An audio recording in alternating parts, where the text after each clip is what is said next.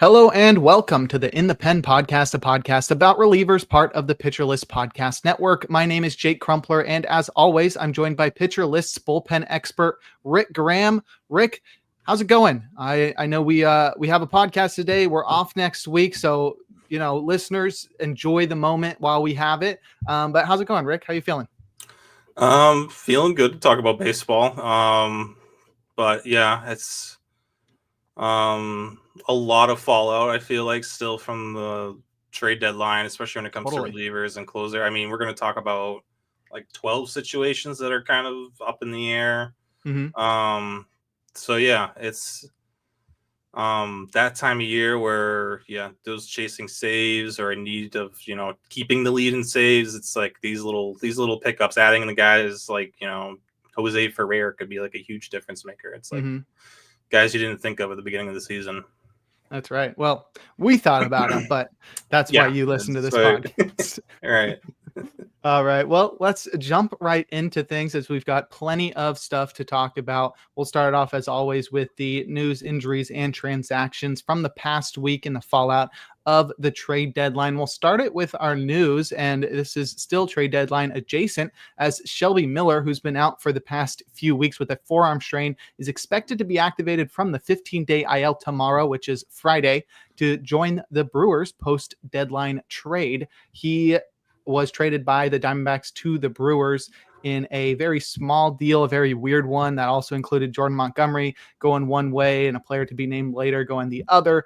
But Shelby Miller could be a pretty solid addition to the Brewers bullpen, considering how well he pitched for the Diamondbacks before he was injured, producing a 1.98 ERA and a 28% strikeout rate. That's pretty impressive for a guy who is in his mid-30s and has not really had a ton of success throughout his career. It's mostly been in spurts. So let's see if he can carry that over to Milwaukee. What kind of role do you expect Miller to have for the Brewers?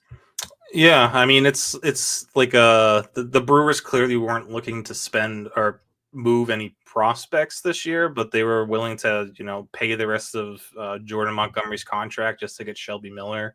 So definitely interesting how they went about acquiring Miller. I'm a little surprised he's back so soon. I mean, he had the injury, then they got the second opinion. It sounded like he was going to be out for a while. But his rehab appearances have looked good. So I think there's definitely a chance for him to wind up in a setup role. Nick Mears has struggled a little bit lately. And then they have Uribe to McGill is going to be the 8th and 9th inning situation, but that 7th inning spot is kind of where I'm thinking for Shelby Miller to begin with. So yeah, there's some holds league value there. But yeah, we'll see how the arm holds up for him. That's right. All right. Shelby Miller expected to return from the IL this weekend and probably be a pretty decent holds candidate for the Brewers, which have been one of the best teams in baseball, especially in the second half. The other bit of news we have is another update on Emmanuel Clase. It's not much of an update, but some of the beat reporters in Cleveland noticed that Clase and teammate Luis Ortiz's lockers were cleared out of the Guardians clubhouse. So that's a pretty bad sign and honestly suggests that Clase's done for the season and maybe probably into next season as well. But yeah, it's pretty darning, just suggesting that Clase is probably guilty, especially if the team itself is like, hey, yeah, you're not even going to have your name up in the clubhouse anymore. So I think I'd be dropping Clase everywhere, unless it's like a deep league with unlimited bench or IL spots. I don't even think he can go on the IL because he's just on the restricted list. But nonetheless, I think Clase's done for the year. Yeah, and I know in Yahoo leagues, he's got like that NA status, which sometimes is you're able to kind of stash. Usually it's for prospects and rookies, but whenever someone gets suspended, they also go on that list. So I guess if you have like an open spot, sure, you can hang on to him, but it doesn't sound like he's going to come back this year. I like, what's the long-term prognosis? Like, obviously it's not looking great if they're that quick to clear out his locker. And he's got, there's no, they could easily cut bait with the contract if it's even like a situation with that. I don't know. This could get messy. I don't know if we see Clase pitch next year or even anytime after that. It's be interesting to see what the reports say on what the league finds. But yeah, it's definitely not looking great for him right now. Right. I think we're going to have a different number one fantasy closer in the offseason, in the preseason, for the first time in a while, since Clase has been number one, feels like every single year for the past few years. So that'll be definitely interesting story to follow throughout the offseason and into the end of this season if we don't get any updates before the offseason begins. Now we'll discuss some injuries, starting with Kirby Yates, who was placed on the 15-day IL with lower back pain. The IL placement was made retroactive to July 29th, making Yates eligible to return by August 13th. But dang, this Dodgers bullpen has been just absolutely destroyed by injuries. They're already without Tanner Scott, Michael Kopech, Evan Phillips, Rusar Gratterall have missed the majority of the season, if not all of it. And now Yates is out, and he's been solid this year, not been, heavily relied upon in save situations, but nonetheless, this definitely affects what the ninth inning looks like, especially with Tanner Scott out. I expect this to be a pretty minimum stay, considering they did a retroactive placement. But with Yates out, who are you expecting to get the majority of saves, or what do you think the closer committee looks like in LA? Yeah, I don't think Yates was even going to be a factor anyway. They're really trying to, push the Blake Trinan narrative. They're trying to get him going, but it's just he hasn't been great since he came back off the IL. Vesia remains their best reliever by far. It's not really that close at this point. But it does sound pretty promising for Tanner Scott. I think he's throwing bullpens. I think there's hope he's back. What is it, August 7th? I was going to say middle of August, but we're almost at middle of August. So, but I think some point in August we see Tanner Scott back. And yeah, he was struggling before the IL placement, but I think he's a pretty safe bet to get his job, to get that closer role back. Vesia could be the closer. He's definitely pitched well enough to earn it, but I feel like they do like him. Like to have more flexibility with him. So I feel like he kind of drops down. Scott takes back the closer role. And yeah, it's someone who, if Scott's still kind of available, I know a lot of people dropped him after after he landed on the IL, but could be a good, last month and a half, run out of Tanner Scott there. Totally. Yeah. I'm holding him in our home league in the hopes that is the case. In other NL West injury news, Seth Halverson was placed on the 15-day IL with a flexor strain. There's been a lot of talk about flexor strains recently, especially with Aaron Judge's high-profile injury. Halverson is seeking multiple opinions, which is not a good sign. Nick Anderson was recalled from the minors in a corresponding move, but it does seem like Halverson is likely done for the season. I saw reports that they may push to have him back before the end of the season, but I don't see why they would do that, except it is the Rockies, so it would make sense for them to do that. Yeah, it's at least seeing that report that like there's a chance he might be back. At least that's somewhat promising, at least going into the offseason. Even if it doesn't come back, it doesn't seem like it's something that will keep him out into 2026. But yeah, I mean, it's not like he was giving you a ton of fantasy value. He does have 11 saves on the year.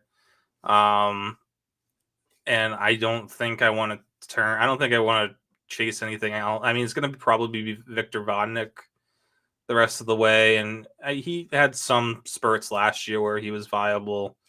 I don't know. I guess in like really desperate leagues, you can go after a guy like Vodnik.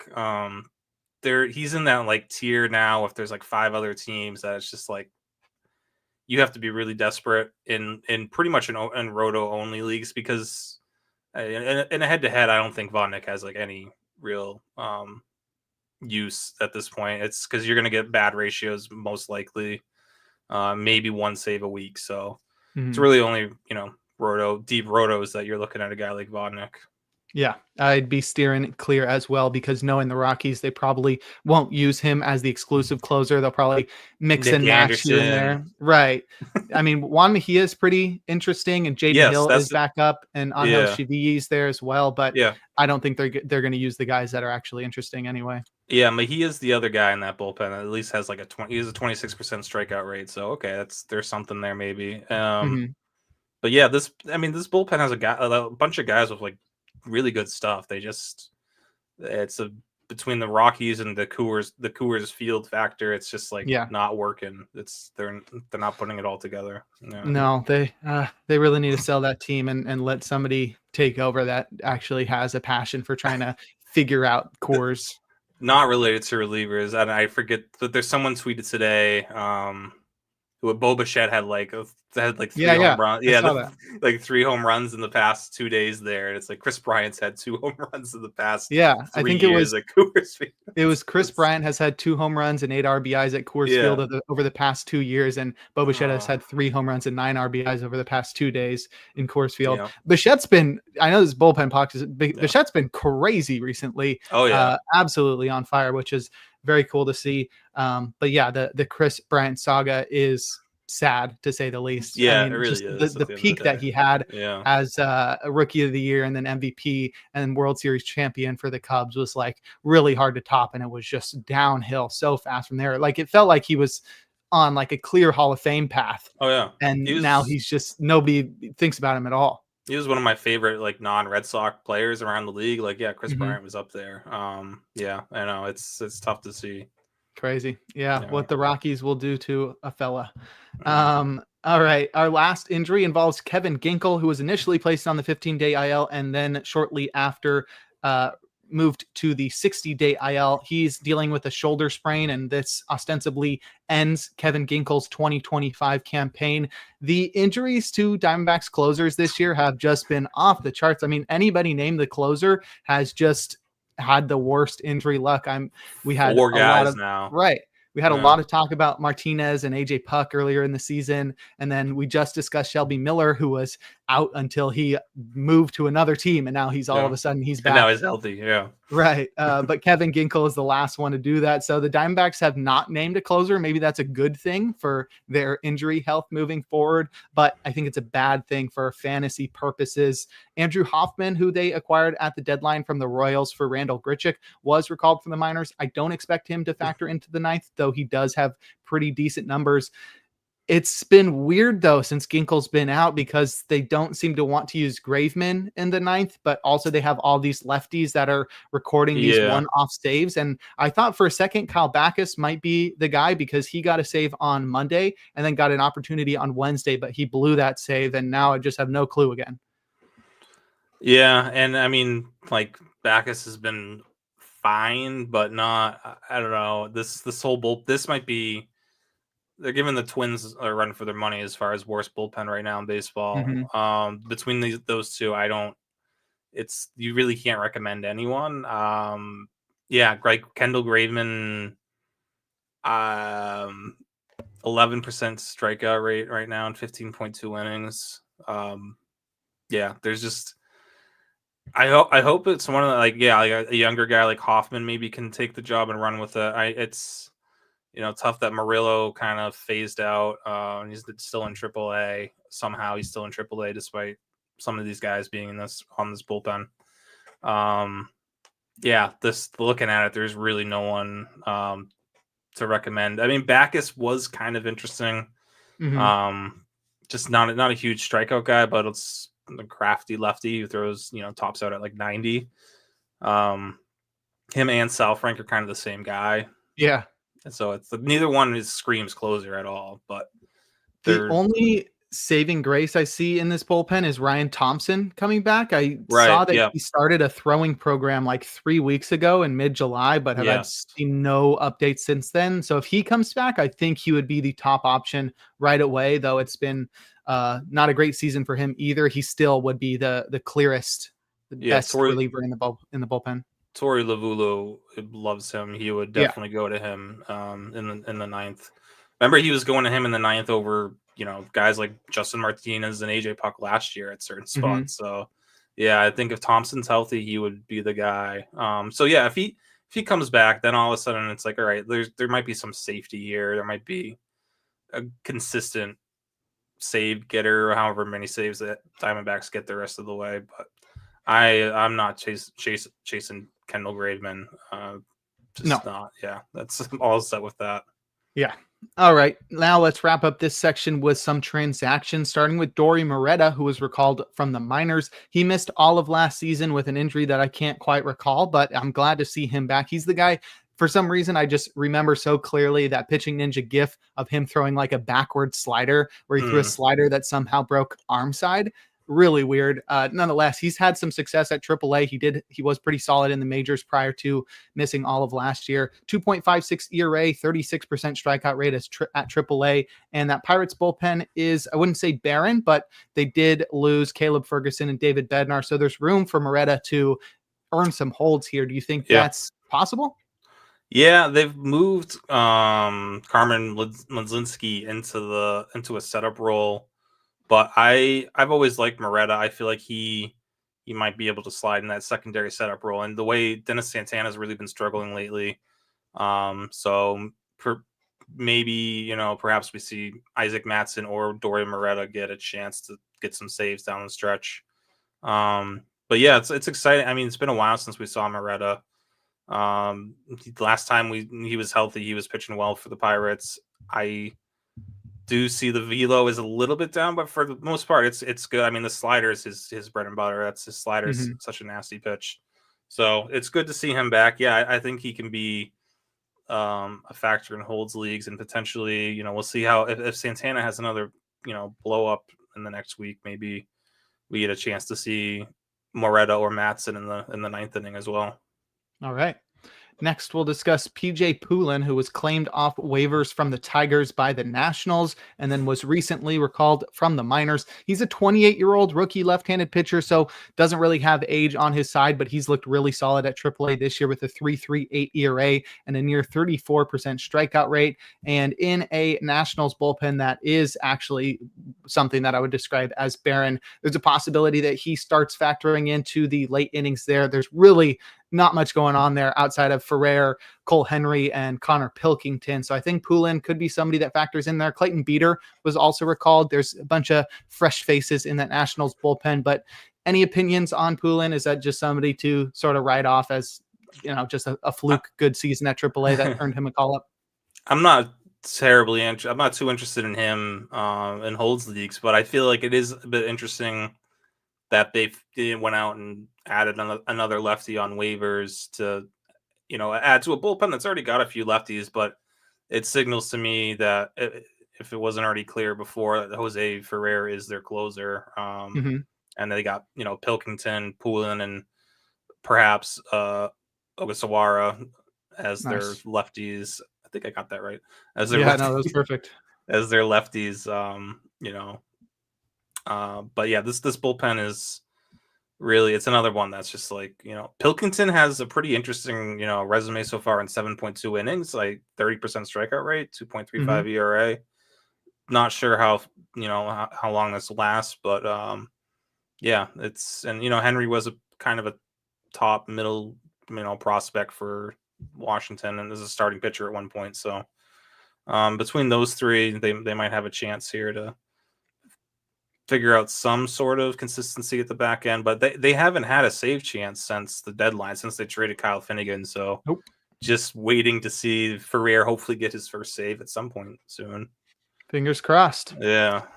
Next, we've got Brian Hudson and Elvis Peguero, who were claimed off waivers from the Brewers by the White Sox, both joining a very thin bullpen. Peguero hasn't been called up, but Brian Hudson did get recalled from the minors. And I was a big fan of Brian Hudson last year. He was super dope for the Brewers after coming over from the Dodgers, but then sort of fell apart at the end of the season, then spent the whole year in the minors this year dealing with some injuries as well. Now he joins a White Sox bullpen that is very wide open. I don't expect Hudson to factor into the ninth inning or anything, but I love seeing him join a team where he'll have plenty of opportunities to get back on track. Do you think Hudson becomes fantasy relevant this year? Or is this somebody that we sort of keep an eye on for 2026? Probably more 2026. I don't. Yeah, this whole bullpen in general is tough to see anyone getting fantasy relevant outside of Grant Taylor, maybe Jordan Leisure or Brandon Isert. But yeah, they do now have 4 lefties in that bullpen. But yeah, Hudson's yeah, definitely someone worth taking a shot on, seeing if you can reclaim that magic from last year, or at least the first Yeah. half of last year.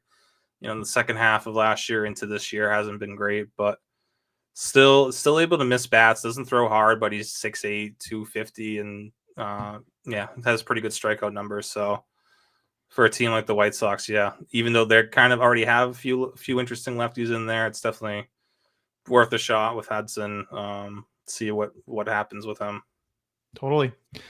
Next, we've got Mark Leiter Jr., who was out with a fibular head stress fracture. We talked at length about how scary of an injury that sounds like, but luckily enough, not too scary to keep him out for the rest of the season. He has been activated from the 15-day IL and has joined the Yankees bullpen. And in somewhat of a very surprising move, they optioned Jake Bird to the minors in a corresponding move, which made no sense to me. I mean, the Padres optioned JP Sears to the minors after one start, so that was also weird. But Jake Bird was one of a very small handful of Yankees deadline moves, one of a trio of notable bullpen acquisitions that they brought aboard. And it's not like he did anything terrible since coming over, but they optioned him to the minors over guys like Yuri De Los Santos, who's been solid, but is not somebody I'd be favoring over Jake Bird, who I was excited to see outside of Coors. Any explanation there? Just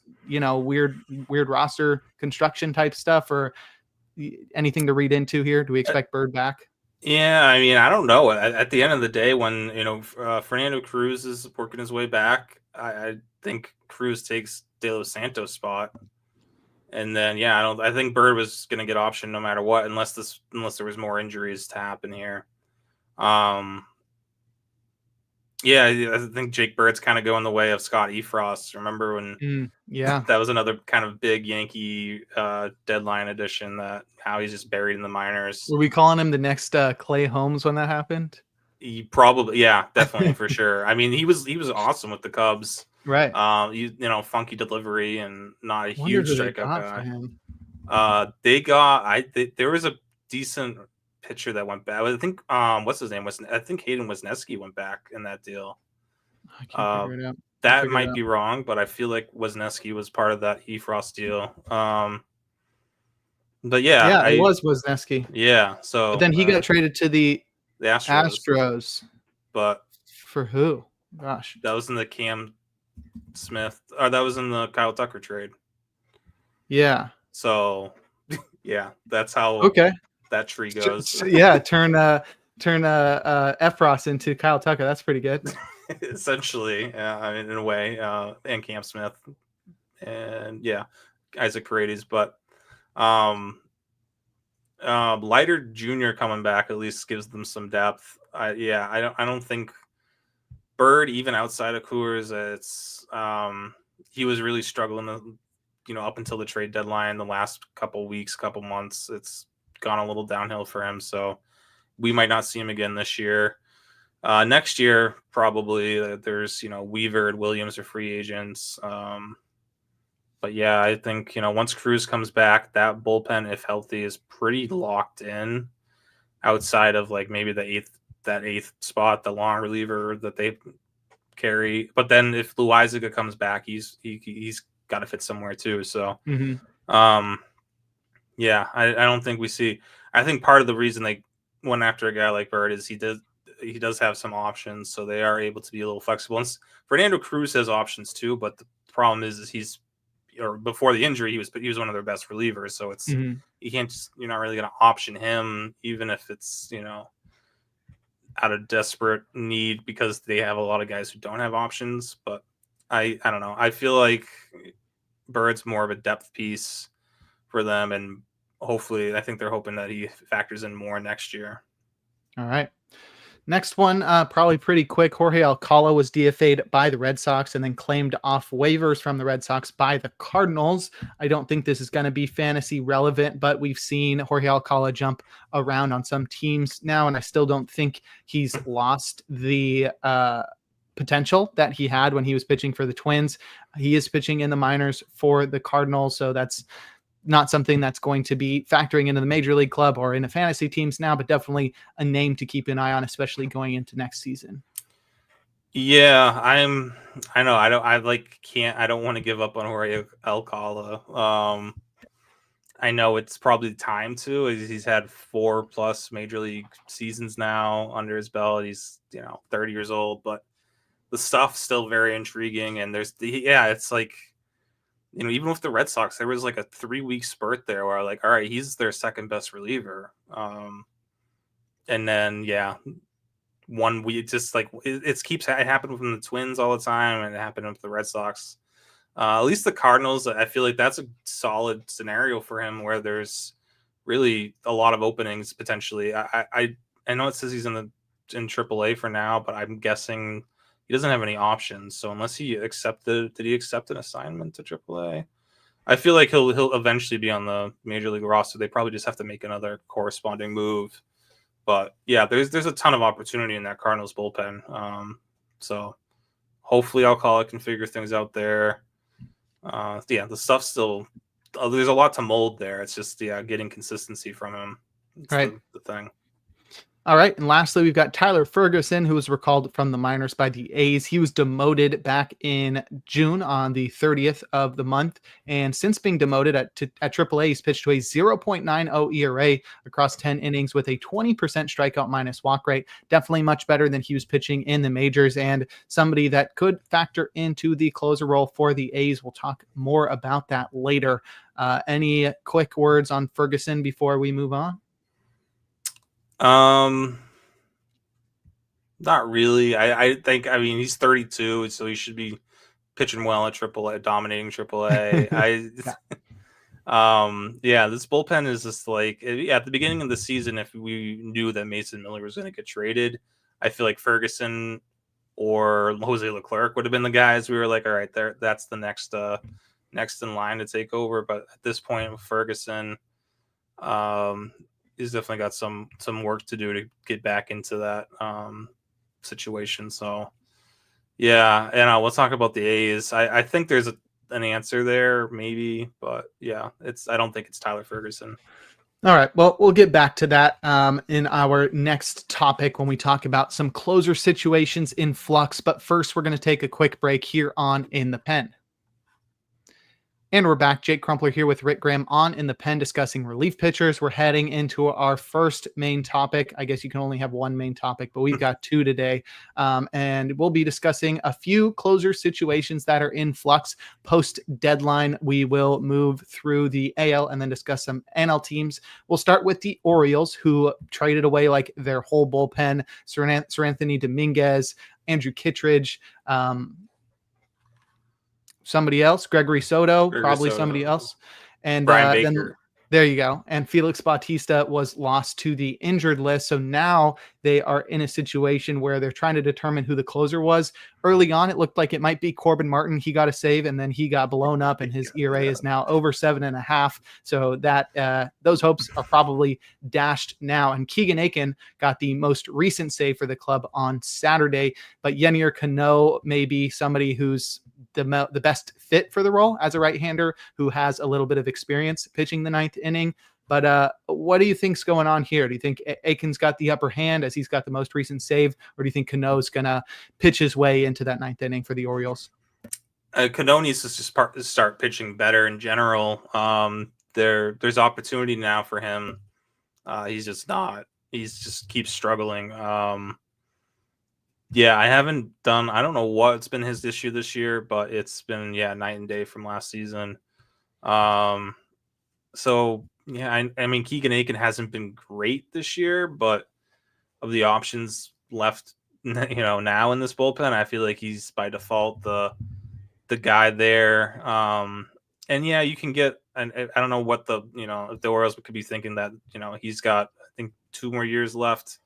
So you can start boosting his value as a potential trade chip maybe this offseason, or, I don't know how this bullpen, I'm assuming he's going to look completely different next year opening day. It's probably going to have maybe two of these names in this bullpen will be their opening day next year, and the rest will be different.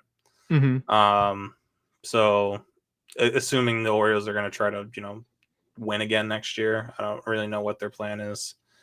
So yeah, I feel like Aiken for now is the option. We probably haven't heard the last of Corbin Martin either.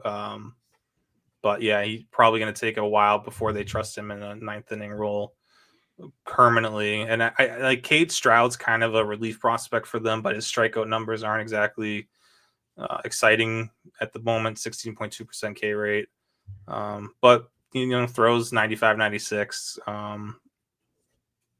Solid ratios so far, so maybe Stroud gets a chance down the line. But yeah, I'm looking at Aiken for the most part, and if Cano can just string together a couple good outings, the job's his if he just needs to pitch better, pretty much. Totally agree. Next, we have the Yankees, where that situation has really been in flux, honestly, all season long. But Devin Williams has been the closer for the majority of the season. But since the trade deadline, he has just gotten destroyed every single time he takes the mound. And so after pitching back-to-back days, David Bednar got the last save, or Williams pitched back-to-back days, and then Bednar got a save. And it was a 5-out save in which he threw 42 pitches, which was a career high. He struck out 5 batters there as well, looked super dominant. And honestly, that may have been the outing where he just sort of established himself as the closer. All he really needed was one.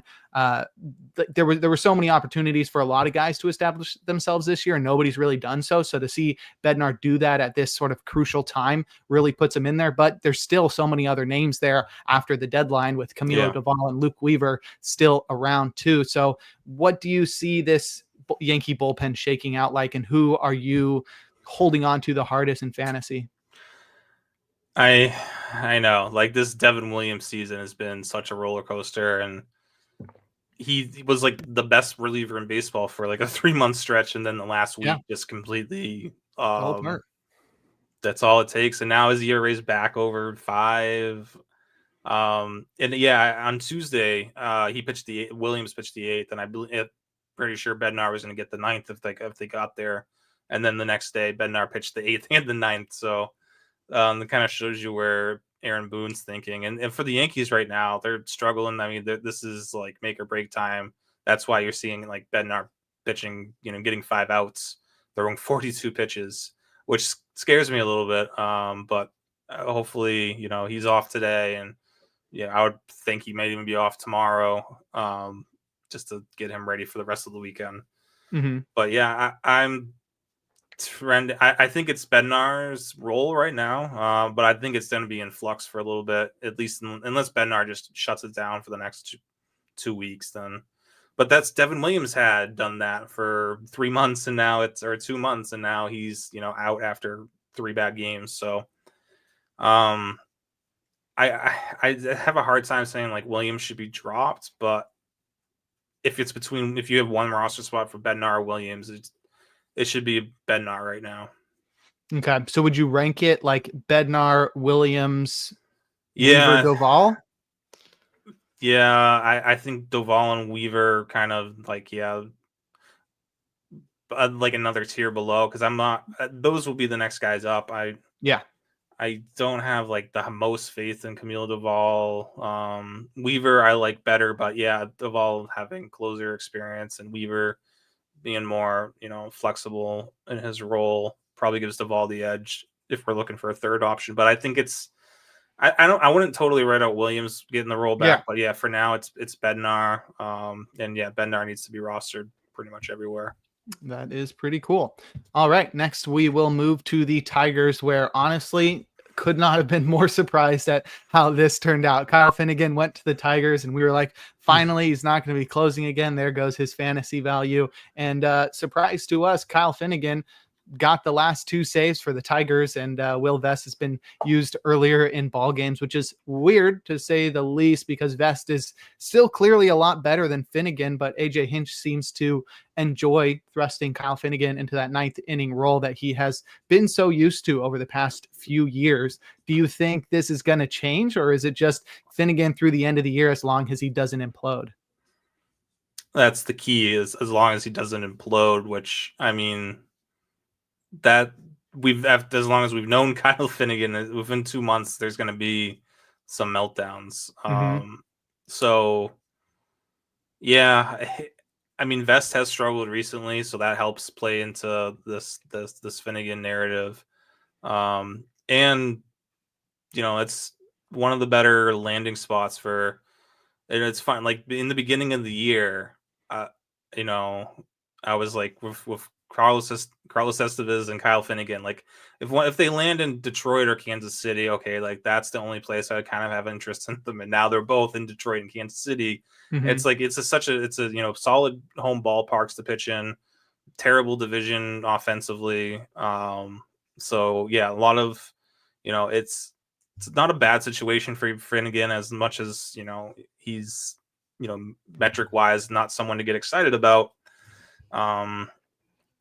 I think it's a little bit more here than like when it was Tommy Kahnle and Will Vest beginning of the season. I feel like Finnegan's like a little bit more, especially given his background as a closer, and just so I feel like, I don't know if Vest probably is not someone you need to roster in 12 teamers at this point. But this could change quickly. Like you said, if Finnegan has like one bad outing, 1-5, and his bad outings are bad. Like it's like really good outings and then are solid outings, and then just like a 5 earned run blow up. That could just be all it takes to get Vest back in the role.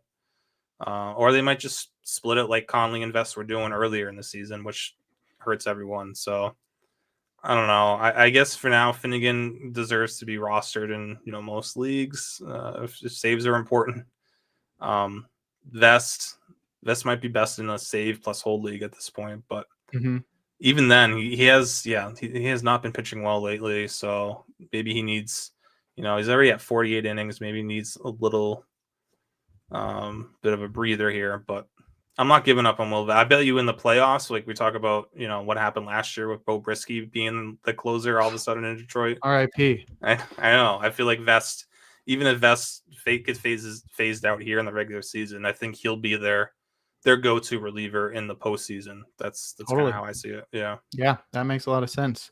All right, next in the AL Central, we'll discuss the Twins, who traded off their whole bullpen. Yohan Duran, Brock Stewart, and Griffin Jacks and Louis Varland are all gone. So that leaves Justin Topa, Cole Sands, Michael Tonkin, and Erasmo Ramirez, who got the first save post-deadline. I don't expect Ramirez to factor into the 9th much moving forward. He's sort of been a journeyman that has mostly pitched in a long relief role, but I think the top options are Topa and Sands, and Topa sort of took the top spot in that bullpen on Tuesday when he recorded his first save of the season.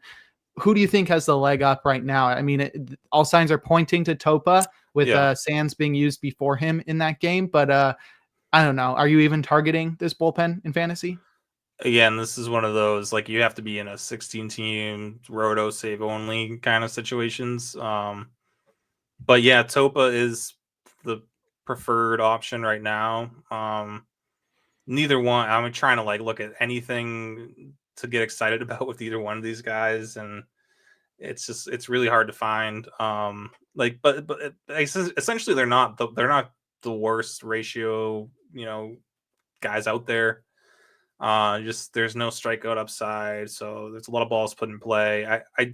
I think Topa is going to get the role. Topa has pitched a little bit better than Sands, especially lately, and I think he's 34. Probably let's give the veteran the shot down the stretch. So yeah, I think Topa gets the first crack here to run with the closer role, but again, he's in that group of 5 closers that are just you don't want to roster them unless you're in a save only roto deep league. Yeah, I think the A's bullpen is probably in that grouping, as well, as they traded away Mason Miller and didn't really have much else outside of that. So with Miller out of there, we've got guys like Sean Newcomb, Michael Kelly, and even Justin Sterner and the aforementioned Tyler Ferguson in the fray. I mentioned Sterner and Ferguson because they were the top setup men early in the season to Mason Miller. Both of them fell off hard, but they both sort of got it back together in the minor leagues after being demoted at different points in the season. So maybe their previous trust from the manager plays into their usage moving forward in the ninth. But Michael Kelly did get a save opportunity, or at least was thrown in the ninth in a tie game on Wednesday, and he took the loss there. And he's been solid since coming back from a long suspension from, I think he was one of the guys in the gambling one. Oh, he might have been, yeah. Yeah. But he's got a 1.77 ERA this year, though it comes with a 17% strikeout rate. Sean Newcomb is probably the best arm in this bullpen, unless he's been really good. Since going to the A's, but they don't seem to want to use him in that ninth inning, or they haven't used him there yet. Who would you be targeting if you had a gun to your head and you had to pick up a guy from the A's bullpen? Right now, it's just Newcomb. He's at least kind of fun. He's pitching still in like 2-inning stints a lot, but remember Mason Miller was doing that like a little bit when he first transitioned into the relief role. And he was still close. You could still close out games pitching 2 innings. It's especially with the A's, you're not going to get back to. How often are you going to have back-to-back days with save chances? So not often. I mean, Newcomb should get the chance there. It's like seeing what he's been doing lately since the Red Sox got rid of him. It's like the Red Sox had this guy, and then they had to go out and trade for Steven Matz. It's like you had Sean Newcomb right here. You just didn't like. I mean, over the past 2 months, has a 1.73 ERA, 2.35 Sierra, 0.88 WHIP, 25.3% K- walk rate over 26 innings. He's been awesome for them since getting to Oakland or to Sacramento. So yeah, I feel like with Perkins in the rotation. I mean, Kelly's just there's little upside there. I'd love to see Newcomb get a chance. If he does, he moves up a little bit in my rankings because there's, as we've seen over the past 2 months, there's some upside there with Newcomb as a reliever. Yeah, I think the main thing working against him is they did not have a lefty in that bullpen until they recently recalled Ben Bowden from the minors. Right. So that's sort of the main thing working against Newcomb is there's no other lefties in that bullpen. So, yeah, maybe you kind of have to mix and match him where, similar to what St. Louis is doing with Romero and other guys, where Romero's really the only lefty. But you can still, depending on who's up in the 8th and 9th, you can work the matchups that way. I feel like that might be where the route the A's go. All right. Next, we'll discuss Texas, where they added some guys during the trade deadline, Phil Maton and Danny Coulomb, but it has been a bullpen that has sort of been in flux all year. Robert Garcia has gotten the majority of save opportunities since Luke Jackson fell out of the role early in the season, but Garcia just has fallen apart at the worst possible time. After the trade deadline, he's had 2 losses, 2 blown saves, just 3 bad outings over the past week, which is terrible timing for him because now it looks like Phil Maton is going to jump up and grab that role. He got a save on Tuesday, and with a couple other lefties in that bullpen in Coulomb and Hobie Milner taking the pressure off of Garcia, I think they'll probably just take him out of the closer role and use Maton moving forward. Yeah, I think at least they're going to mix and match those two, maybe based on matchups in the 9th and 8th. Especially, they brought Coulomb over to kind of give them another lefty so Garcia could work the 9th. But the way he's pitched lately, I think Maton is probably the one. I think he's the guy I want to roster in this bullpen. If there's at least some consistency and steadiness there to Maton where he's not going to destroy your ratios, going to give you some nice strikeout numbers. Hopefully saves, possibly will win here and there too. So, there's no reason for the Rangers weren't dead set on Garcia closing to begin the year. They don't need to force feed him saves or anything. So I feel like yeah, Maton down the stretch feels like the safest route for them. If you can, I would still hold on to Garcia for like another couple days for the weekend, for a week to see what happens. But like, yeah, if you have to drop someone this Sunday for Fab, he might be available. He might be the guy to go. We'll see what happens this weekend, but I think the arrow's definitely trending in Maton's direction there. Totally.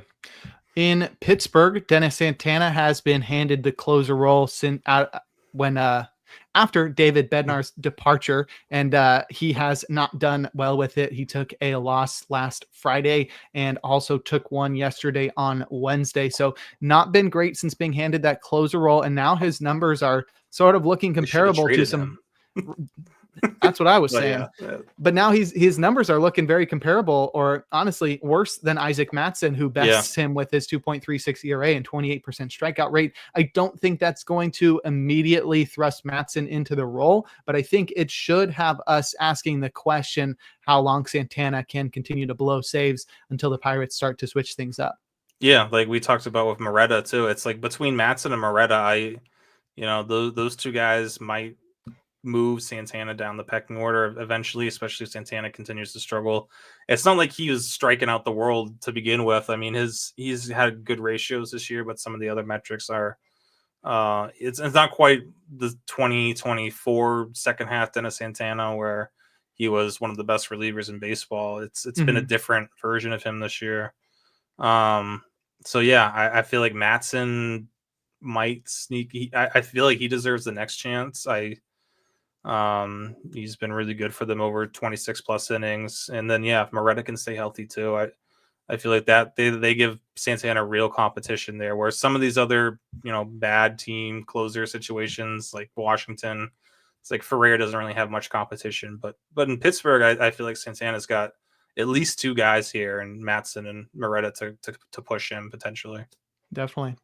Elsewhere in the NL Central, Jojo Romero was also handed the closer role after the deadline when Ryan Helsley and Phil Maton were traded. He got the club's first two saves after the deadline, but then yesterday on Wednesday, he was used in the 7th and 8th inning, and then Riley O'Brien got the save by pitching the 9th. And O'Brien's been really good this season, but so has Romero. So maybe we see sort of a mix and match closer committee here because both of these guys have been so good. And you hinted at it earlier, and the manager of the Cardinals mentioned this too. There's no other lefties in that bullpen, so it's sort of their hands sort of forced where they have to use Romero earlier in games, which could make O'Brien fantasy relevant by getting these saves when Romero has to be used in the 7th or 8th.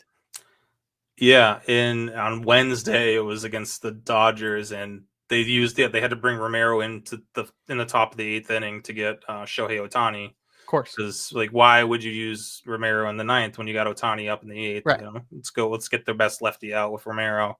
So yeah, we might see more. Probably will see more of that. And it might not just be O'Brien. I think O'Brien for now is the righty to match with Romero. But yeah, Kyle Leahy has been pitching a lot better lately.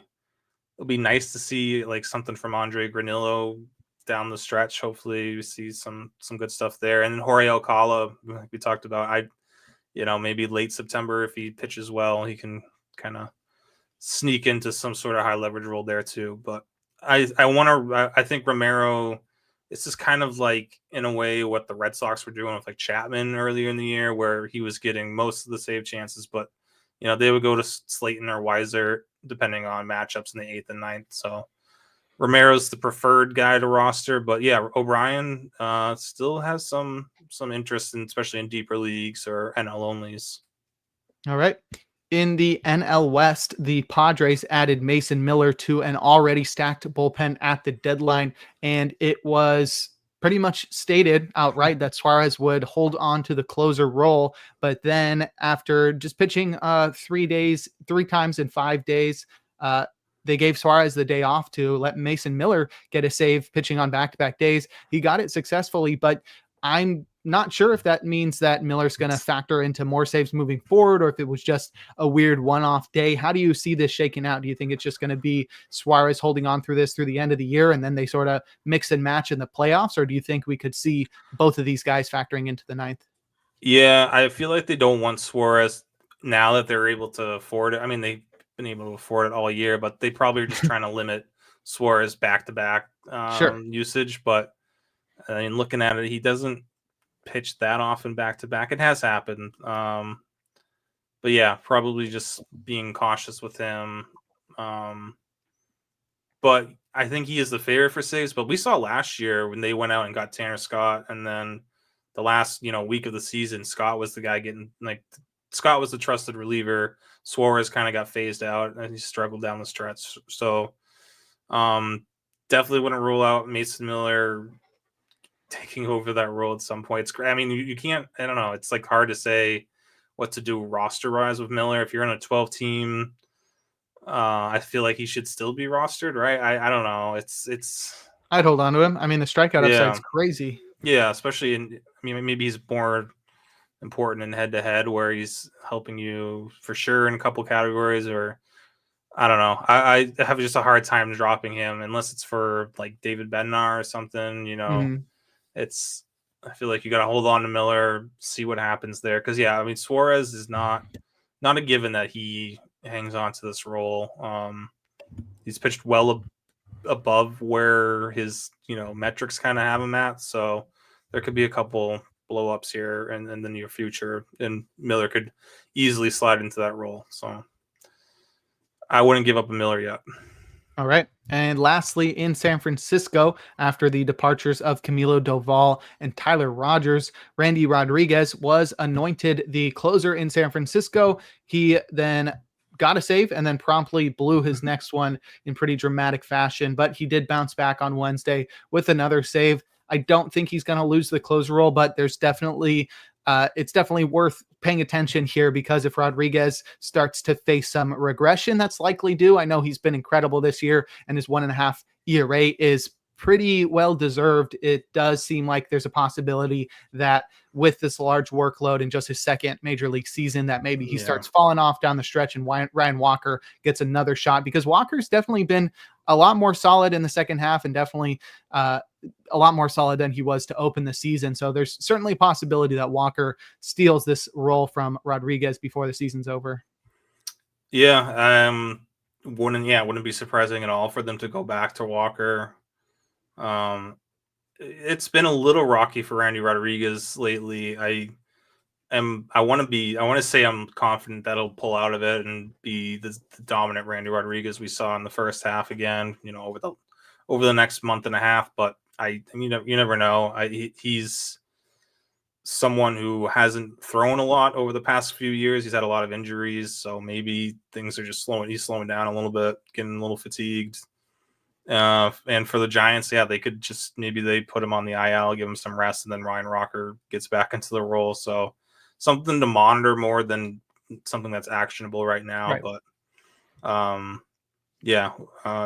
wouldn't have the same confidence I had in Ryan Walker to begin the year, but he's been pitching a lot better lately. So if he does end up in the role, it's a solid. He's up there with like the JoJo Romeros and Jose Ferrers of the world. I feel like Walker would be probably above those guys, actually. So yeah. All right. Well, next we will move into power ranking the bullpens of the top contenders in baseball. But first, we're going to take another break here on In the Pen. And we're back. Jake Crumpler here with Rick Graham discussing relief pitchers. We're heading into our final topic as we attempt to power rank the contending bullpens. We've got one team in here that is barely hanging on to the title of contender, but their bullpen has been so good this season, and they did make some additions to it at the deadline that I thought they would be worth discussing and worth at least power ranking here. So I sort of went through this and power rank these guys 1 through 14, power rank these bullpens. Rick didn't have much say in this. So we'll see how he agrees in this, how he agrees with whether or not he agrees with what I've done. But did some little research. We'll see how we go. Let's start it off with our number one. Actually, do you think we should go the other way? Yeah, let's start Okay. from the bottom. Let's start from the bottom. So we've got 14 teams here. So we'll start at number 14. I put at number 14 the Detroit Tigers. They are 20th in bullpen ERA, 16th in bullpen xFIP, and 24th in bullpen strikeout minus walk rate. At the deadline, they added Kyle Finnegan, Paul Sewald, and Rafael Montero, giving them a bullpen top 5 of Kyle Finnegan, Will Vest, Brant Herter, Tommy Canley, and Tyler Holton.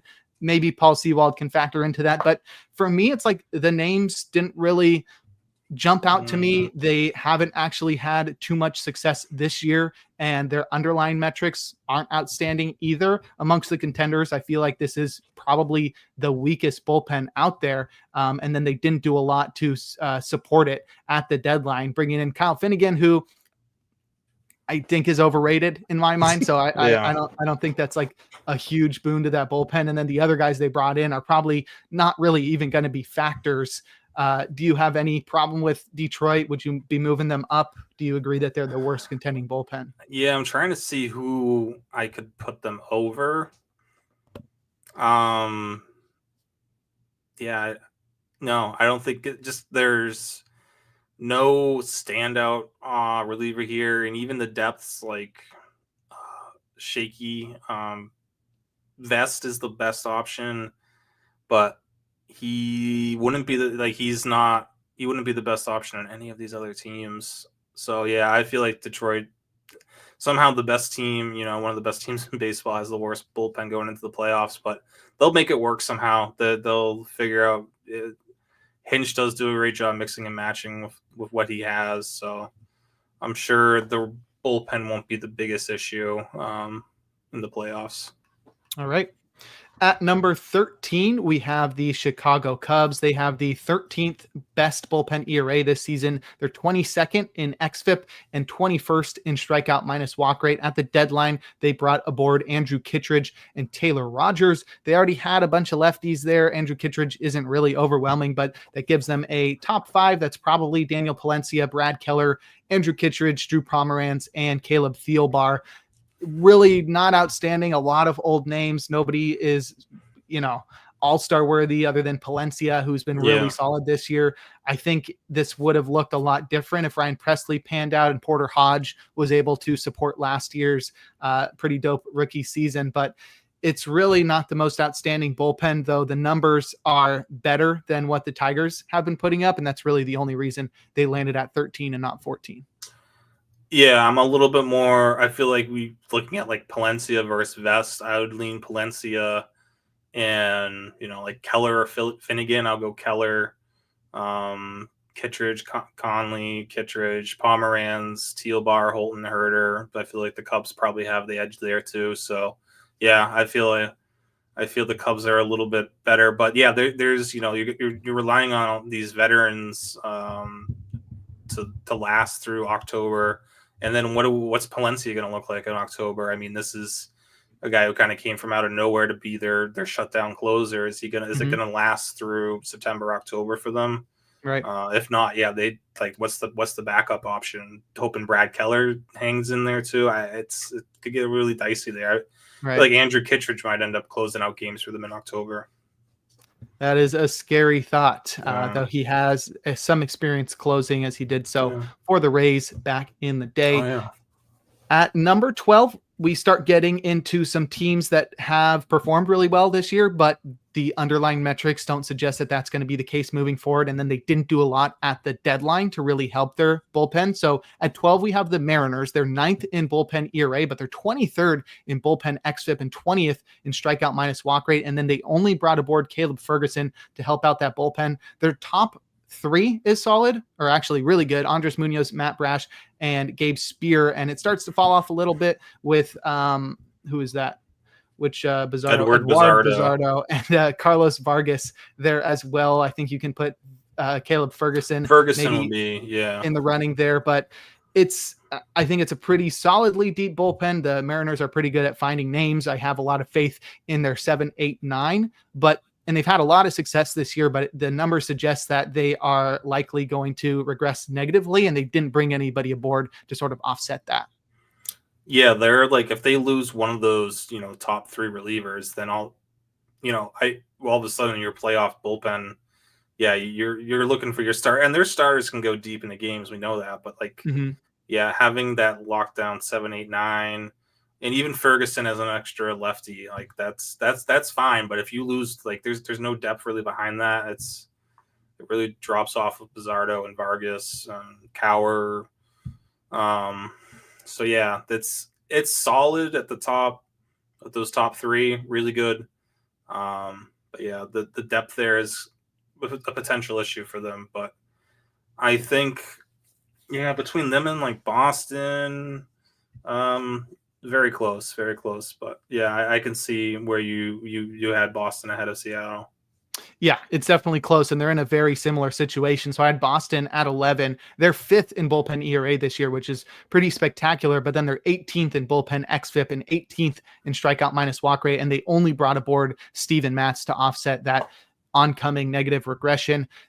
The top five of Aroldis Chapman, Garrett Whitlock, Justin Wilson, Greg Weissert, and Jordan Hicks, or I guess maybe Matz is above Hicks, but I don't have a lot of faith in a lot of those guys. I mean, there's something about Justin Wilson that's a bit scary. Same with Greg Weissert, where Justin Wilson's like old and sort of hasn't really done this for quite a while. And Weissert doesn't strike out a lot of guys and has had a lot of luck this year. Jordan Hicks feels like a walking explosion. And I'm not sure how great Steven Matz is going to be. I mean, he doesn't walk anybody, but he's not like an overwhelming reliever. So you're sort of stuck with like Aroldis Chapman and Garrett Whitlock, who's best used in a multi-inning role. But Chapman's been so good this year, and that bullpen has been successful this year with the fifth best ERA. So I couldn't push them any higher, but I felt like they deserve to be right on the threshold of that top 10 because of how good they've been this year. Yeah, I mean, I guess in a vacuum, looking at, like, take the top three with Chapman, Whitlock, Wilson versus Munoz, Brash, and Spear. It's kind of similar. I really like Whitlock and Chapman, and Wilson has been good this year. He's fine as a second or as a lefty. But yeah, if they had a healthy Justin Slayton, that makes a world of difference. I surprised they didn't go out and get one right. I think they thought really were banking on Jordan Hicks being helpful, but he's not been helpful. Mm-hmm. So yeah, if one of Weiser or Hicks can figure it out by the postseason, maybe there's something there, or if Slayton comes back healthy. But yeah, I'm concerned with that they're gonna have to abuse Whitlock and possibly Chapman in the playoffs to get anywhere, I feel. So it sounds like you would probably flip-flop the Red Sox and Mariners. Yeah, they're close. I mean, I get the reasoning. I will say, yeah, with the Red Sox, maybe I give them an edge just because, like, Weiser and Hicks, we've seen them, have some success before. So I like them as better options than Bizzardo and Vargas, who are real wild cards. So I think Boston there is fine. I'd keep it there. All right. Well, next we'll get into the top 10, and that at the 10th spot, we have the Texas Rangers, who are in a similar spot where they have had great success this year, overperforming, but they actually supported the bullpen at the deadline to sort of offset whatever negative regression is incoming. But they have the second best bullpen ERA this year, which is honestly, blew my mind a little bit when they saw that. But they're 17th in bullpen xFIP and 15th in strikeout minus walk rate. They did add Phil Maton and Danny Coulomb to this bullpen at the deadline, giving them a bullpen top five of Robert Garcia, Phil Maton, Danny Coulomb, Sean Armstrong, and Hobie Milner. And that doesn't even count Chris Martin, who is on the injured list. I think it's a bullpen made up of a bunch of names that casual baseball fans will have never heard of, but they have been really solid this year, and they added a couple names that are perennially underrated in Maton and Coulomb. So I think this bullpen is on the way up, and that's why they sort of jump ahead of these other overperforming bullpens. Yeah, there's no, like you said, there's no clear-cut closer, stud reliever here, but there's just a lot of solid bullpen arms, especially, once they're at full, if they get to full strength with, Chris Martin, Jacob Webb, and Josh Sborz coming back potentially. That 1 through 8 in this bullpen is really, really good. Really tough to beat. So again, it gives, at least it gives, someone like Bruce Bochy a lot of flexibility to use. You have 3 really good lefties, some hard throwing righties, and then Phil Maton, with his funky cutter slash fastball. So yeah, there's a pretty fun bullpen to manage with and to kind of move chess pieces around here. But yeah, there's no Aroldis Chapman or Andres Munoz like we just talked about. But I think top to bottom, there's not a lot of, as long as everyone's being used in the right way, there's not a lot of like holes here. You know what I mean? It's just solid across the board. Right. All right, moving into the top 10, we have at number 9, the Dodgers. I expected them to be higher, but with the litany of injuries that they've had this year, it's hard to rank this bullpen any higher. And they really haven't performed that well. They're 21st in bullpen ERA, 12th in xFIP, and 7th in strikeout minus walk rate. They only added Brock Stewart at the deadline as well. Stewart is fine. He's actually really good, but it's not like a huge addition like you would expect them to have done as they've done for the past few years. But that gives them a bullpen top 5 of Alex Vesia, Tanner Scott, Kirby Yates, Blake Trinan, and Brock Stewart. You can throw Ben Kasperius in there if you want, but as you'll notice, 2 of those guys are on the injured list as we speak. So they are heavily reliant on this bullpen getting back to full health, and it hasn't really been spectacular this season. So the Dodgers would probably be a lot higher in the preseason. They were probably clear-cut number 1 by far, but they've dealt with so many injuries this year that they're forced to rely on guys like Brock Stewart and Alex Vesia, guys who they would probably hope to have used in like the 6th and 7th inning earlier in the season. Stewart was a really good addition, but I'm surprised they didn't make one more, or at least one other, relief move there. Mm-hmm. Yeah, because I still think a healthy Scott and Trinan and even Yates with Vesia and Stewart's probably it's a gap between 9 and 10 here between the Dodgers and Rangers for me, just because if that 5 is healthy, that's a really really good top 5 where you do have some elite star type power out of Scott and even Vesia at this point, and potentially Trinan when what he's cooking. So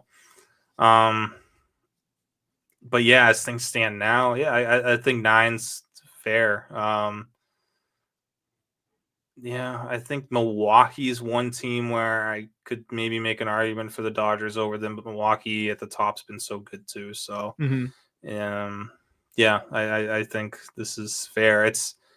I was expecting the Dodgers to be that team that would have made a move for Mason Miller, but we'll see if that could be the black hole for them going into the postseason. Yeah, well, hate to say fingers crossed, but fingers crossed. At number 8, we have the Phillies, who have always struggled to produce a bullpen that is trustworthy outside of pretty much just last year. They were incredible, but they are 24th in bullpen ERA, but they're 15th in xFIP and 10th in strikeout minus walk rate, and they went out and made one of, if not the biggest bullpen acquisition by bringing aboard Yohan Duran to front their bullpen and being their closer, which is a huge addition and I think helps to bump this bullpen into the top 10 because without Duran, they would probably be struggling. Now they have a top 5 of Duran, Orion Kirkring, Matt Strahm, Jordan Romano, and Tanner Banks. That top 3 is really cool, and if they had Jose Alvarado available for the postseason, it would be one of the best quartets in baseball. But Jordan Romano has really been untrustworthy this year, and Tanner Banks is pretty mid. So with that top 3 of Duran, Kirkring, and Strahm, with Kirkring and Strahm not being the guys that they were last year either, it's not the best bullpen, but Duran is so good that it sort of carries them. Yeah. It's going to be mean. They're going to have Alvarado they're going to be going Alvarado to Duran, 8th inning to 9th inning, and they're going to have to rip that away from us in the postseason. Right. But that's, just those 2 guys throwing, cheese from the left and the right. And I think the way Duran obviously was the biggest, huge addition, settling down the closer role. And I think now you have Kirkering, Strahm, Banks, and even Romano in the roles they should be in. They just have to start pitching better, being more consistent. Like Kirkering, not the year we wanted from him, but there's the stuff is still there. There's the metrics. The same with Jordan Romano. There's still stuff there. But Romano could be a huge difference maker for them if he can settle down and just be a little bit more consistent going into the playoffs. Give them a 6th inning guy. I know it's not, the role he's used to, but just give them some solid innings in the middle of the game. Yeah, I think Duran, again, a huge addition for them, and hopefully those guys just start pitching better now that they're in the roles that they really should be in. Yeah, definitely. At number 7, we have the Milwaukee Brewers, who are 15th in bullpen ERA, 10th in xFIP, and 14th in strikeout minus walk rate. So they're pretty middle of the pack, but they've been very solid this year. They added Shelby Miller at the deadline. He's expected to join the club this weekend, giving them a top 5 of Trevor McGill, Abner Uribe, Jared Koenig, Nick Mears, and Aaron Ashby. Shelby Miller could definitely factor right into that, but all 5 of those guys have been really good this year. Koenig probably the worst, and he's still got 22 holds on the season and a 3.5 ERA. I really trust this bullpen. It's been great all year long. That 1-2 punch of McGill Uribe is going to blow people's socks off in the postseason.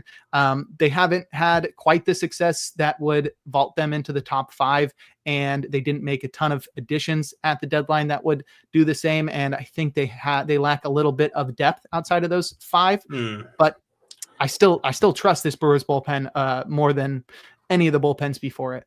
I really like Grant Anderson too. So they do have depth. Yeah, I mean, I don't know where he fits in, but he's been pitching really well for them this season. And yeah, I mean, Ashby's been a difference maker since he came back. That's a huge. If they can get DL Hall to be like another legit shutdown lefty, his strikeout numbers haven't been great, but maybe if he's been pitching mostly like long relief, so that's fine. But yeah, I mean, I think the depth is there, especially now. If you get Shelby Miller back, if you get Arizona Shelby Miller, yeah, that's another game changer for them. So yeah, I think 7. Yeah, it's tough to put them above where the rest of these teams are at, but they're a solid 7 here. I don't think their bullpen's going to be an issue in the play. I don't think that's going to be what sinks them in the postseason. So yeah, there's depth there. It's similar to like Texas, but just like a little bit more upside when you have McGill and Uribe at the top. Right. Feels really locked down at the end. Yeah. All right, moving into number 6. This one's probably going to lead to a bit of discourse, if more disagreement here. But I got the Yankees at number 6, despite the huge additions that they added at the deadline. They are 22nd in bullpen ERA this year, 8th in xFIP, and 12th in strikeout minus walk rate. They added David Bednar, Camilo Doval, and Jake Bird at the deadline, and option Bird to the minors, giving them a bullpen top 5 of David Bednar, Devin Williams, Camilo Doval, Luke Weaver, and Tim Hill. Tim Hill could also be replaced with somebody like Mark Leiter Jr. or maybe even Fernando Cruz later down the line. The only reason they're only at 6 and not higher in the top 5 is because of how they have not been able to avoid having such good relievers not be good. Like, if Devin Williams was dope and Luke Weaver was dope all year long, they would easily be like top 3 with the additions that they brought in. But with guys like Doval, who I don't really trust outside of San Francisco with the bright lights of New York, and somebody like Williams, who's proven already time and time again that there's just something about him this season that's just not working out, sort of has them on the outside looking in, though this is the one where I could easily see them moving up. They just didn't have a lot of success before the trade deadline, and now after the trade deadline, it doesn't look like it's made a huge difference. So I think this is one where they would only move up if you're projecting the guys that they brought in to make a huge difference. And hopefully Bednar can do that, and Doval can be somebody that solidifies this bullpen, but that hasn't been the case so far. They've blown like 3 or 4 leads already after the deadline. Yeah, they're talent-wise, they're a top 3 bullpen. Right. It hasn't been able to work out. Like we kind of talked about earlier, once you get Fernando Cruz back and this bullpen gets like back to full strength, if they can be A, healthy, and B, like pitching to their capabilities, I mean, this is easily a top 3 bullpen. But yeah, we haven't seen them act like a top 3 bullpen, right, at any point this year, even since the trade deadline. So yeah, 6 is fair. I mean, these other bullpens ahead of them are really deep as well, and they've actually matched. They've backed up some of the number with numbers behind it. So, yeah, there's a lot to dream on in that Yankee bullpen. I mean, just bunch of all-stars, bunch of big names, really, really good stuff all around. It just needs some health and consistency in them to pitch to their capabilities. But yeah, disappointing so far, but there's still a lot of season left here. Right. At number 5, we have the Mets, who are 10th in bullpen ERA, 9th in xFIP, and 8th in strikeout minus walk rate. So they've had a lot of success this year. And then they brought aboard guys like Ryan Helsley, Tyler Rogers, and Gregory Soto to give them maybe the deepest bullpen, one of the deepest bullpens in baseball. Their top 5 right now is Edwin Diaz, Ryan Helsley, Tyler Rogers, Brooks Raley, and Reed Garrett. That doesn't even count guys like Ryan Stanek. And I didn't even put Gregory Soto on there. So they've got a very deep bullpen and one that has already found success so far this year. That top 3 of Rogers, Helsley, Diaz is going to be untouchable in the postseason. And it speaks wonders, or it speaks a lot to how good the other bullpens are that are in the top 5, that the Mets fall at number 5 with how good their bullpen is and with the additions that they brought in. I know that top 2 of Helsley and Diaz is going to be a problem in October, I feel. And then, like Rogers, Raley, Garrett, and Soto matching up before that will also be tough to deal with. Yeah, this is, they've made really good additions. They've also performed. So, yeah, I'm trying to, if we're nitpick. I mean, no, I feel like the Mets and the Blue Jays are similar, where they already had pretty good bullpens, but then they made a bunch of key additions to kind of even make it a little bit more exciting. But yeah, those I think they can go hand in hand, 4 and 5, Toronto and New York.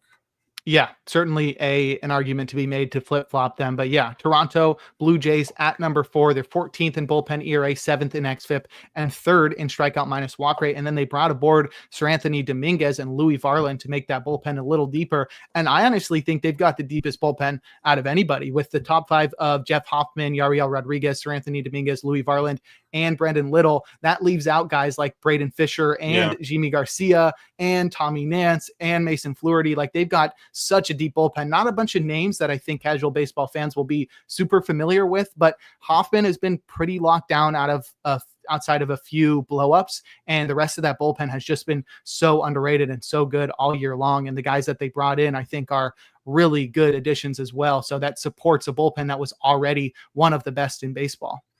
Yeah, once they get Yimi Garcia back too, 1 through 8, really, really deep with a pretty dominant top end with Hoffman, Dominguez, Varland. Little's been striking out everybody. Braden Fisher's been striking out everybody. There is something going on in Toronto with their pitching development this year. It's awesome to see. It's always great to see these teams just. It's once you see one player break out in a bullpen, then you see someone else break out. It's all right, they're cooking up something there. And guy like Braden Fisher coming out with a 32% strikeout rate out of nowhere. Their pitching development's going strong right now. So yeah, I mean, even Tommy Nance, it's just a guy that's just, only 10.2 innings, but he's pitching really well for them. It's they're just pulling guys out of nowhere at this point. So, and then made strong additions with Dominguez and Varland, the Varland Hoffman combo for the next couple of years will be fun in Toronto. So, right. Yeah, this is really good.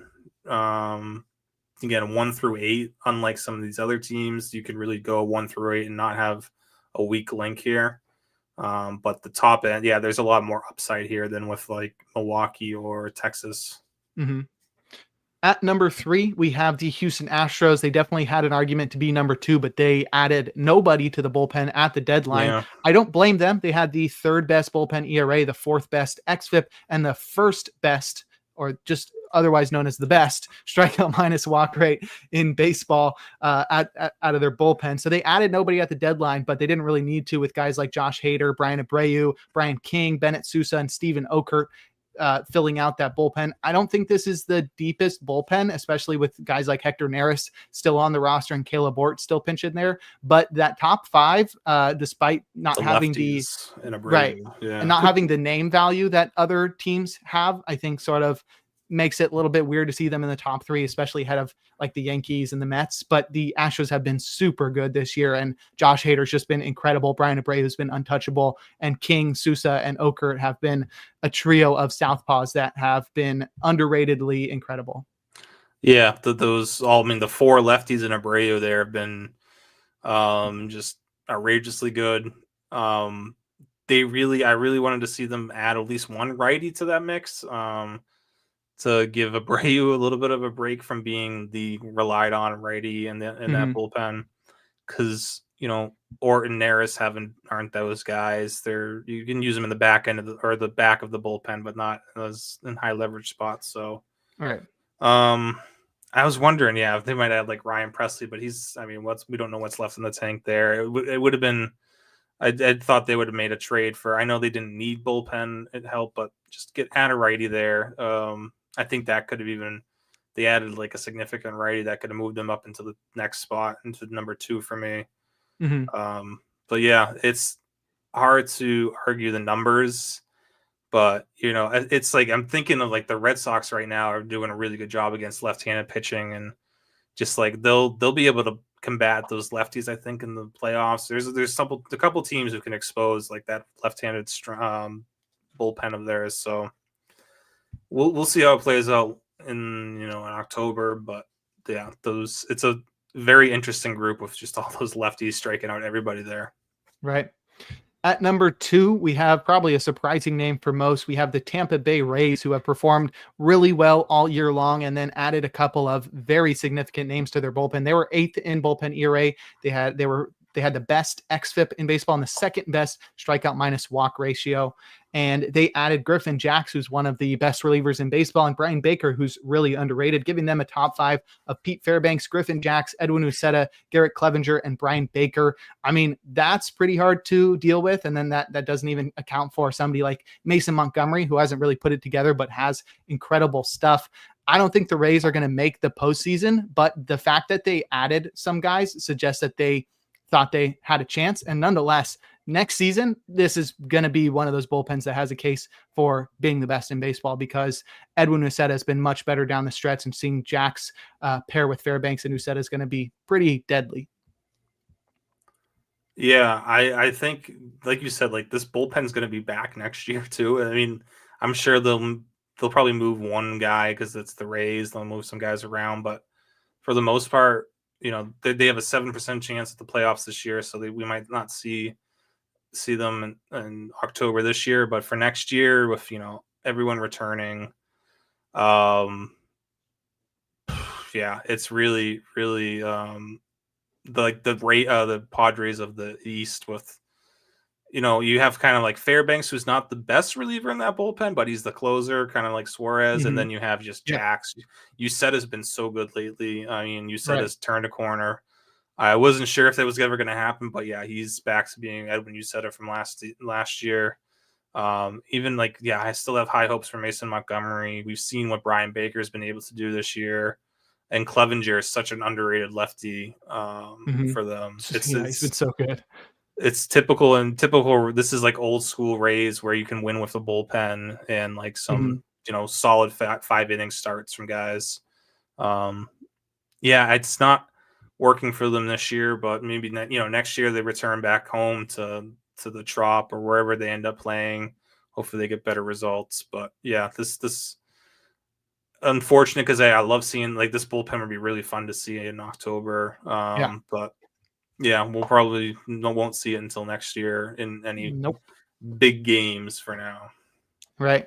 All right. And then rounding out our list at number 1, I think this one's pretty obvious. The San Diego Padres, they lead baseball in ERA. They're at 2.99 out of their bullpen. They're 6th in bullpen xFIP and 4th in bullpen strikeout minus walk ratio. And they brought in the biggest name at the deadline, trading for Mason Miller from the A's, giving them a ridiculous top 5 of Robert Suarez, Mason Miller, Jason Adam, Adrian Morejon, and Jeremiah Estrada. And they've even got some depth to that bullpen as well, with guys like David Morgan, who has come out of absolute nowhere, and Yuki Matsui, who's, from time to time, he's all right.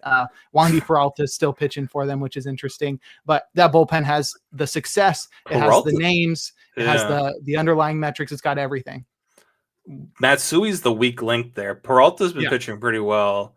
And the problem with Matsui is I don't think they can't option him. They can't do anything. Yeah, I with saw him. that. Yeah, So because he's they just have to pay him a kind of, bunch of money if they do anything with yeah, him. they're stuck with him. But like 1 through 8 without him is really good. Like what they have 9 guys in the bullpen listed right now. Even Sean Reynolds would be a mainstay in most bullpens, and he's been up and down with them because it's just so deep. But like, yeah, Peralta has been fine from the left side as like that second lefty. Everyone else is the only gripe I have is like Yuki Matsui, who they can't move on from. Everyone else, it's no complaints. Like, yeah, David Morgan, awesome. He'd be a setup guy for 25 other teams probably. So just incredible depth there. And they're going to need to rely on that because this rotation scares me in the postseason. We'll see how Michael King does when he returns. But yeah, there's a lot of question marks in that rotation for them if they want to make a run. Yeah, already the best bullpen in baseball, and then they went ahead and added the best reliever at the deadline. Yeah. So not much of an argument there. Gonna Prell. Right. Yeah. Pretty incredible. But that will wrap up our power rankings and this edition of In the Pen. Rick, why don't you go ahead and plug your social media and anything else you're working on? Yeah, you can find me on socials at I am Rick Graham. Just as always, working on Closing Time on Tuesdays, Hold Up on Thursdays, and Save Plus Holds on Fridays. All right. You can follow me on socials at Jake Crumpler. You can follow the pod at In the Pen Pod. You can find all of my work at crumplerbaseball.com. You can catch me on the First Pitch podcast Monday through Thursday, and you can check out more of my work at Baseball HQ. But that'll do it for this episode 132 of In the Pen. We'll talk to you all in a couple weeks. I'm going to see the Savannah Bananas this weekend, and then I'm going on a road trip. So not next week, but the following week, we'll be back with you covering all of the bullpen news from the next 2 weeks. Goodbye.